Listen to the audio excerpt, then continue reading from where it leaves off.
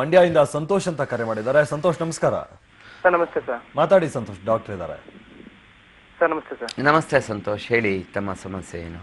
Sir ನನಗಿನ್ನೂ ಮದುವೆ ಆಗಿಲ್ಲ, 30 years ಇವಾಗ ಸರ್. ಹ್ಮ್ ಸರ್ ಹುಷಾರಿರ್ಲಿಲ್ಲ, ಜ್ವರ ಬಂದಿತ್ತು.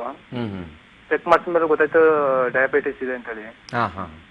ಅದಕ್ಕೆ ಸರ್ ಶುಗರ್ ಇದೆ, ಮದುವೆ ಹೋಗಕ್ಕೆ ಮುಂದಕ್ಕೆ ತೊಂದರೆ ಆಗಲ್ವಾ ಅಂತ. ಶುಗರ್ ಇರೋದ್ರಿಂದ ತೊಂದರೆ ಏನಾಗೋದಿಲ್ಲ. ಆದರೆ ಶುಗರ್ನ ನೀವು 100% ಕಂಟ್ರೋಲಾಗಿ ಇಟ್ಕೊಳ್ಳಿ. ನೀವು 100% ಶುಗರ್ನ ಕಂಟ್ರೋಲಾಗಿ ಇಟ್ಕೊಳ್ಳದೆ ಇದ್ದರೆ ಡಯಾಬಿಟಿಕ್ ಪಿನೋಪತಿ ಅಂತ ಆಗ್ತದೆ. ಈ ಶಿಶ್ನಿಗೆ ಹೋಗತಕ್ಕಂತಹ ನರಮಂಡಲ ಡ್ಯಾಮೇಜ್ ಆಗೋ ಸಾಧ್ಯತೆ ಇದೆ. ಅದರಿಂದ ನಿಮಿರಿಕೆ ದೋಷ ಬರ್ಬೋದು, ಶಿಶ್ನು ಕುಗ್ಗುತ್ತಾ ಹೋಗ್ಬೋದು, ಜೊತೆಗೆ ಶೀಘ್ರ ಸ್ಖಲನ ಆಗ್ಬೋದು ಮತ್ತು ಲಾಸ್ ಆಫ್ ಲಿಬಿಡೋ ಆಗ್ಬೋದು. ಅಂತಂದರೆ ಆಸಕ್ತಿ, ಲೈಂಗಿಕ ಆಸಕ್ತಿ ಕುಗ್ಬೋದು. ಈ ಎಲ್ಲ ಸಾಧ್ಯತೆ ಇದೆ. ಜೊತೆಗೆ ವೀರ್ಯೋತ್ಪಾದನೆ ಕೂಡ ಕುಂಠಿತ ಆಗೋ ಸಾಧ್ಯತೆ ಇದೆ. ಆದ್ದರಿಂದ ನೀವು ಆದಷ್ಟು ಶುಗರ್ನ ಯಾವಾಗಲೂ ಕಂಟ್ರೋಲಾಗಿ ಇಟ್ಕೋಬೇಕು.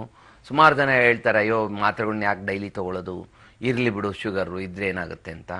ಆದರೆ ಇದೊಂಥರ ಈ ಡಯಾಬಿಟಿಸ್ ಸ್ಲೋ ಪಾಯ್ಸನ್ ಇದ್ದಾಗೆ ಒಳಗಡೆ ನರಮಂಡಲನ ಒಂದು ಕಡೆಯಿಂದ ಅವುಗಳನ್ನ ನಿಶ್ಚೇತನಗೊಳಿಸ್ತಾ ಬರ್ತವೆ.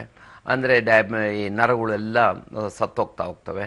ಹಾಗಾಗಿ ಏನಾಗುತ್ತೆ, ಬೇರೆ ಬೇರೆ ರೀತಿ ಕಾಯಿಲೆಗಳು ಬರ್ಬೋದು. ಡಯಾಬಿಟಿಕ್ ಪೆರಿಫರಲ್ ನ್ಯೂರೈಟಿಸ್ ಬರ್ಬೋದು, ಕೈ ಕಾಲುಗಳು ಅದ್ರಬೋದು, ಡಯಾಬಿಟಿಕ್ ಫುಟ್ ಆಗ್ಬೋದು, ಕಾಲಿನ ಸ್ಪರ್ಶತೆ ಕಡಿಮೆ ಆಗ್ಬೋದು. ಹೀಗೆ ಡಯಾಬಿಟಿಕ್ ನೆಫ್ರೋಪತಿ, ಡಯಾಬಿಟಿಕ್ ಕಾರ್ಡಿಯೋಪತಿ ಎಲ್ಲ ಅಂಗಾಂಗಗಳೂ ಒಂದಲ್ಲ ಒಂದು ರೀತಿಯಲ್ಲಿ ನಶಿಸಿ ಹೋಗೋ ಸಾಧ್ಯತೆ ಇದೆ. ಅದರಿಂದ ನೀವು ಶುಗರ್ನ ಕಂಟ್ರೋಲಾಗಿ ಇಟ್ಕೊಳ್ಳಿ, ಬೇರೆ ಏನು ತೊಂದರೆ ಆಗೋದಿಲ್ಲ. ಓಕೆ.